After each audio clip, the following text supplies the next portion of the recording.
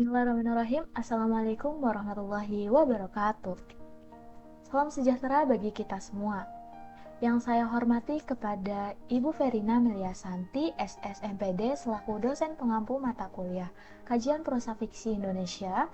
Perkenalkan, saya Safaida Nabila dari kelas 3B dengan NPM 23106310800903. Pada kesempatan kali ini, izinkan saya untuk mempresentasikan hasil analisis saya terkait psikologi tokoh utama dalam cerpen Ke Toko Membeli Ibu, karya Arif Billah. Baik, kita masuk ke pembahasannya. Yang pertama, terdapat latar belakang. Cerpen melukiskan kisah kehidupan manusia yang dikemas dalam suatu rangkaian cerita singkat. Perlu adanya analisis unsur intrinsik sebagai bentuk apresiasi serta untuk memperoleh pemahaman mendalam terkait karya sastra yang dibaca. Cerpen sebagai bagian dari karya sastra merupakan objek yang menarik untuk dianalisis menggunakan unsur intrinsik. Untuk menelusuri dan memahami aspek kejiwaan para tokoh dalam karya sastra, maka perlu adanya kajian psikologi sastra. Tokoh utama sebagai sosok yang dominan diceritakan dalam suatu cerita, memiliki permasalahan tersendiri yang menjadi inti perkembangan cerita. Hal tersebut merupakan suatu daya tarik bagi peneliti untuk mengkaji aspek kejiwaan tokoh utama dalam cerita pendek. Baik, yang selanjutnya yaitu ke pengarang dan karyanya. Arif Billah merupakan seorang penulis lulusan Universitas Muhammadiyah Yogyakarta, jurusan Ilmu Komunikasi. Ia lahir di Kota Batang, Provinsi Jawa Tengah pada tanggal 8 September tahun 1999. Arif Billah menerbitkan karya cerpennya yang luar biasa, berjudul Ke Toko Membeli Ibu di laman basabasi.com pada tahun 2024. Selanjutnya, psikologi sastra. Salah satu pendekatan dalam karya sastra yang melihat suatu karya sastra sebagai kegiatan kejiwaan merupakan pengertian dari psikologi sastra. Psikologi sastra memiliki peran penting dalam upaya memahami suatu karya sastra karena pendekatan ini bisa digunakan untuk melakukan analisis psikologi terhadap tokoh yang terdapat dalam karya sastra. Selanjutnya yaitu teori psikoanalisis Sigmund Freud yang digunakan dalam penelitian ini. Freud membedakan kepribadian manusia menjadi 3 unsur kejiwaan, yaitu ID, ego, dan superego. 3 aspek tersebut memiliki prinsip sifat dinamika dan fungsinya masing-masing. Namun di samping itu, ketiganya memiliki keterikatan satu sama lain. Baik, selanjutnya kita masuk ke pembahasan. Yang pertama yaitu terkait unsur intrinsik. Di sini terdapat sinopsis. Cerpen ini mengisahkan tentang perjalanan hidup seorang anak laki-laki berusia 16 tahun yang mencari kasih sayang seorang ibu. Sejak kecil ia diterlantarkan oleh kedua orang tuanya, termasuk ibu kandungnya sendiri yang bekerja sebagai tenaga kerja wanita di Malaysia. Perekonomian yang sulit serta rasa kesepian karena diabaikan oleh neneknya membuat dirinya semakin emosional. Suatu ketika ia memiliki sebuah rencana ekstrim untuk mencapai kemakmuran hidup baginya. Kehidupan keras ia jalani seorang diri, hingga suatu ketika ia menemukan sebuah toko yang dapat memenuhi keinginan besarnya. Selanjutnya kita masuk ke tema. Tema menciptakan cerita yang lebih fokus dan mengerucut pada suatu hal atau permasalahan yang diangkatnya. Maka dapat dikatakan bahwa tema ialah ide utama pembangun suatu cerita. Tema yang diangkat oleh Arif Billah dalam cerpennya berjudul Ke Toko Membeli Ibu ini ialah pencarian kasih sayang seorang ibu. Tema tersebut merupakan tema utama atau tema mayor yang menjadi makna pokok mendasar dalam cerpen ini. Seluruh rangkaian cerita yang termuat dalam cerpen mengacu pada tema utama tersebut. Yang berikutnya kita masuk ke unsur plot. Plot atau alur. Nah, penggunaan plot atau alur dalam cerpen ini ialah plot regresif sorot balik atau flashback. Bentuk dari plot atau alur sorot balik pada cerpen ini yaitu D1, A, B, C, D2, dan E. Cerita dimulai dari tahap konflik atau D1 ketika tokoh aku berhasil sampai di sebuah toko yang menjual ibu. Kemudian alur berlanjut ke tahap awal pengenalan atau A yang merupakan gambaran kilas balik masa lalu dari tokoh aku. Ia menceritakan perjalanan hidupnya, yaitu B hingga C, mulai dari masa kecil yang penuh kesulitan hingga perjuangan kerasnya yang membuahkan hasil. Cerita memuncak di bagian D2 ketika ia memasuki toko ibu dan merasa kebingungan untuk memilih tipe ibu yang ideal baginya. Pada tahap penyelesaian cerita atau E, akhirnya ia mendapat kesempatan untuk memilih sosok ibu yang ideal oleh penjaga toko.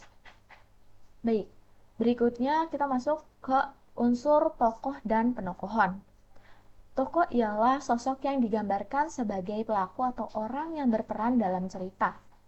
Tokoh utama dalam cerpen ini ialah aku, yang merupakan anak laki-laki berusia 16 tahun. Ia memiliki ambisi besar untuk mendapatkan kasih sayang dari sosok ibu. Ia memiliki sifat buruk yaitu berniat membalas dendam kepada neneknya yang egois. Namun di sisi lain, ia masih memiliki kepedulian. Ia menolong seorang preman yang terluka. Kemudian, terdapat beberapa tokoh tambahan lain seperti nenek, ibu kandung, yang digambarkan sebagai tokoh antagonis. Kemudian terdapat pula tokoh tambahan lain seperti tokoh tukang ternak, penjaga toko, dan ibu baru yang digambarkan sebagai tokoh protagonis. Selanjutnya yaitu unsur latar. Latar mencakup latar tempat, waktu, dan sosial budaya yang saling memiliki hubungan ketiganya itu. Penggunaan latar tempat dalam cerpen ini berlangsung di beberapa lokasi, yaitu toko ibu, kampung halaman, padang rumput, masjid, gubuk, dan ibu kota, atau lebih tepatnya di pinggir kali.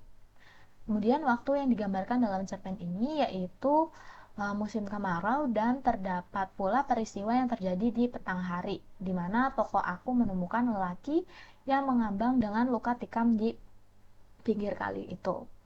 Terdapat penggambaran status sosial antar majikan dan pembantunya, yaitu ibu kandung dari tokoh aku dan majikannya di luar negeri yang diceritakan secara tidak langsung oleh tokoh utamanya.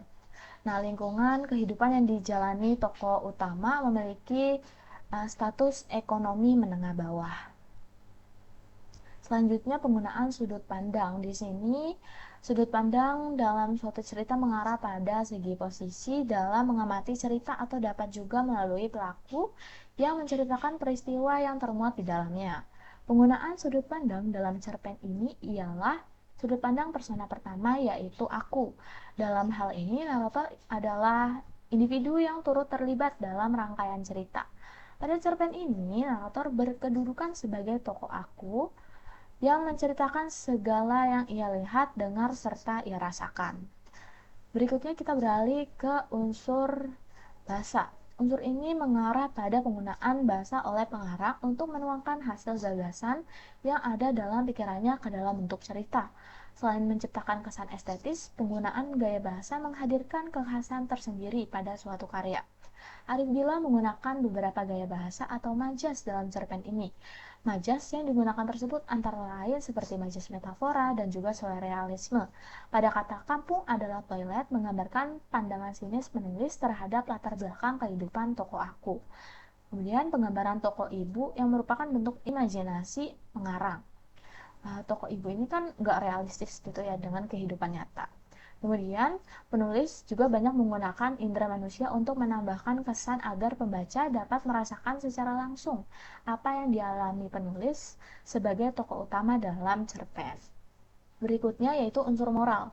Moral umumnya mencerminkan pandangan hidup seorang pengarang yang disampaikan kepada para pembacanya. Moral berisi makna dan nilai yang terkandung dalam cerita.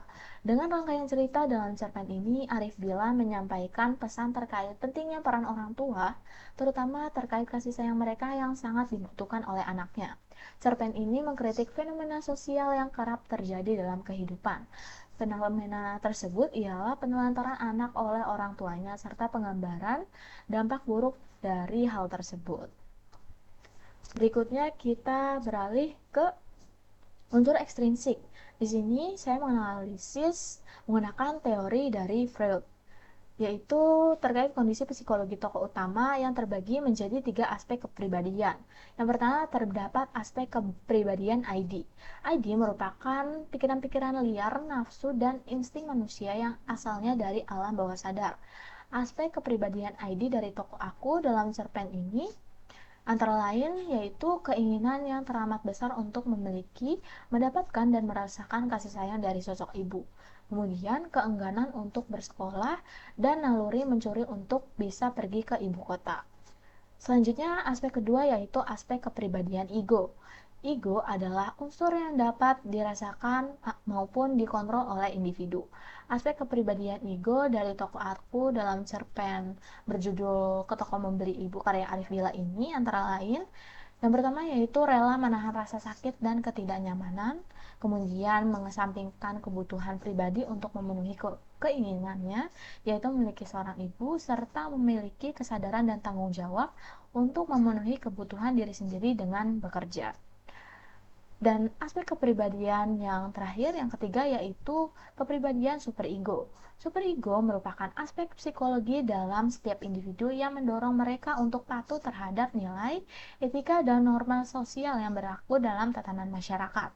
Aspek kepribadian superego dari tokoh aku dalam cerpen Ke Toko Membeli Ibu ini antara lain yang pertama itu memiliki kepedulian terhadap orang lain, kemudian memberikan timbal balik berupa kasih sayang kepada ibu barunya. Selanjutnya, saya juga menganalisis konflik batin tokoh utama. Nah, di sini berdasarkan Nurjantoro, konflik batin merupakan konflik yang terjadi dalam hati atau jiwa seorang tokoh. Berdasarkan hasil penelitian diperoleh 3 bentuk konflik batin yang terdapat dalam cerpen Ke Toko Membeli Ibu karya Arif Billah. Bentuk-bentuk konflik batin tersebut antara lain yang A. Rasa bingung, yaitu kebingungan dari tokoh aku ketika memilih tipe ibu yang ideal baginya. Kemudian yang B. Kecemasan. Setelah mengelilingi toko aku merasa cemas karena dirinya tidak memiliki uang untuk membeli ibu di toko itu. Kemudian yang C. Yaitu rasa takut. Munculnya rasa takut dan pikiran negatif tentang ayah pada diri tokoh utama. Sebelum mengakhiri ini, izinkan saya untuk menyampaikan sedikit kesimpulan. Nah, dalam proses analisis cerpen, terdapat banyak sekali hikmah yang didapatkan. Seperti kita dapat melihat bagaimana penulis menuangkan ide-ide untuk membangun suatu cerita. Kemudian kita dapat mengetahui bagaimana pandangan penulis mengenai suatu isu atau permasalahan. Dan kita juga dapat memetik pesan moral atau nilai-nilai yang terkandung di dalamnya. Nah, mungkin cukup sekian presentasi yang dapat saya sampaikan. Semoga bermanfaat bagi kita semua. Kurang lebihnya mohon maaf. Wabillahi taufiq wal hidayah. Wassalamualaikum warahmatullahi wabarakatuh.